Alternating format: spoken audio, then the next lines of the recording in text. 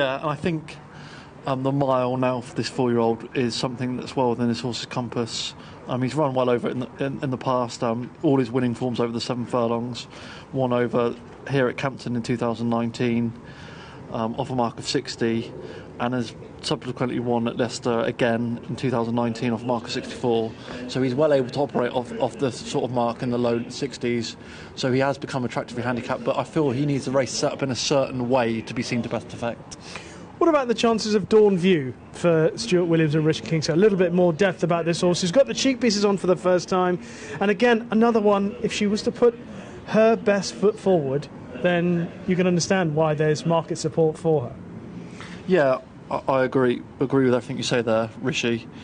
And that run 2 starts back at Chelmsford over the 8 furlongs would put her in this with every chance. I think this is a very winnable opportunity for something, and you've got to try and find an angle in, and I'd agree. Cheapy's on for the first time, drop back to 8 furlongs.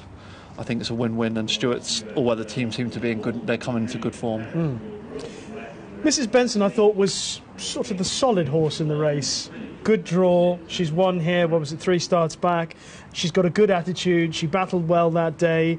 OK, she hasn't won since then, but she's run OK in defeat since then. So I thought if there was a horse that you want to rely on to run a fair race, it would be her, wouldn't it? Yeah, she's consistent, isn't she? She runs to her sort of level quite a lot.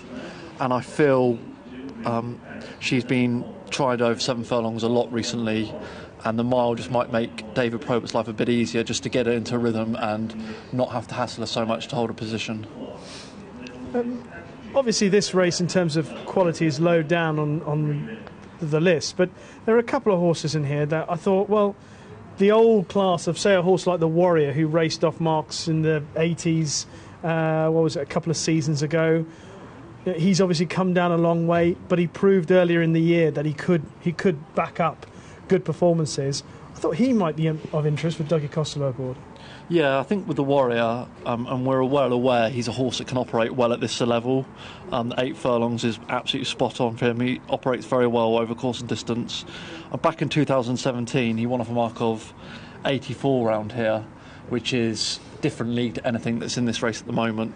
But it's just trying to get him on a go day at the moment, isn't it? And he's a bit like Run After Genesis. Will need this run at a solid gallop. And apart from Dreaming of Paris, who's in stall 6 for Patrick Chalmers and George Rook, there doesn't look to be heaps of pace on paper.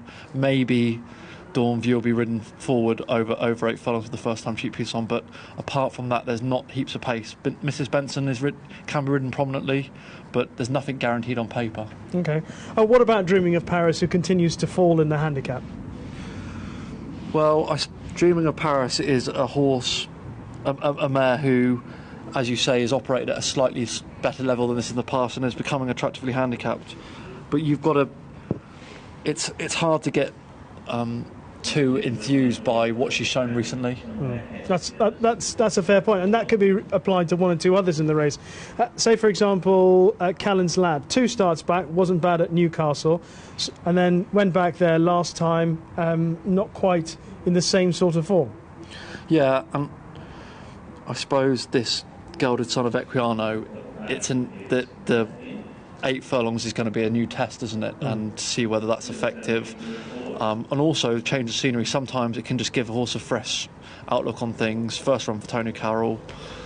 He hasn't had this horse very long, and he'll just be feeling his way along, but it's interesting they're trying the 8 furlongs. OK. What do you think will win this finale, George? I am going to go for a bit of a price and put a line through the last run of Purple Paddy. He's had a bit of time off the track, and hopefully he can get back on track, and Liam can be seen to good effect from stall 10. OK, well, it was a good run. A couple of starts back at Wolverhampton. On that basis, Purple Paddy would be a most interesting contender. Not too many more left to come forward for our final race, and what has been an excellent and enjoyable night of racing, certainly in the company of George Baker, but also in the company of the man who is up in the commentary box, Mark Johnson. He's only got a handful left to go in for our final race of the night here at Kempton. George, just remind us what your tip was in this last. We want to know what your tip is. Nobody wants to know what my tip is. I like the Warrior each way. Good man. And you, George? Oh, I like Purple Paddy each way. Purple Paddy each way. Right, so there we are. So for the final time, we head up to the commentary box with our thanks to Mark Johnson. Yeah, I wish I brought a calculator. I would have worked out how much rights you owe me for stealing all my lines, particularly in that last race. Anyway, it's been a good night. Thought it was a good renewal of that Wildflower. Nice winner, I think. Last one moving in. They're in the gate. And they're off. One or two of these broke slowly. Maxi missed the kick. Purple Paddy and also Callin's Lad, who now drifts in, drops towards the inside rail as they head down the back stretch. And it is Willingly who has taken the early lead to Mrs. Benson racing in second and Keen. Dawnview is racing in third. Little Miss Attitude, the rail, is in fourth position. Dreaming of Paris is racing in fifth, and Run After Genesis in sixth place. The Warrior is next, who races towards the outside of Maxi Miss, who just had to be taken off heels. Callin's Lad is still towards the rear of the field, and so too is Purple Paddy. Maximus wandering around in midfield, causing one or two traffic problems as they make the turn out of the back stretch, and Mrs. Benson moves through against that inside rail and now pokes ahead in front.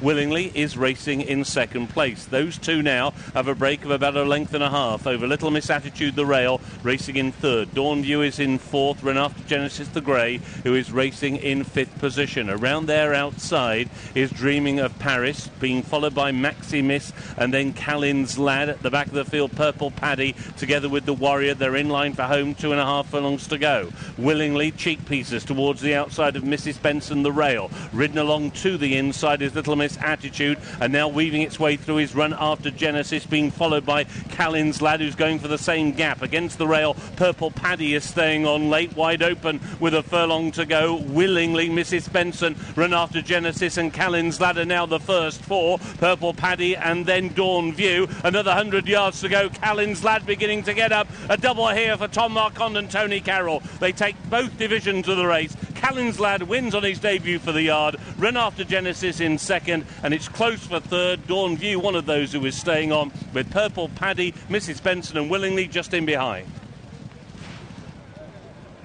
Tom Marquand finishes off the card in great form. Callin's Lad wins. A double for Tony Carroll as well. 5-1. A very strong ride in the end. This horse who had lost his way a bit when he was with Ben Haslam. He's now with Tony Carroll, and he's won for the new team. And I think he's got a very, very typical Tom Marquand ride. As you say, George, one that makes the horse's mind up for him. Yeah, it seemed to good effect here, wasn't he? And it kind of looked like they...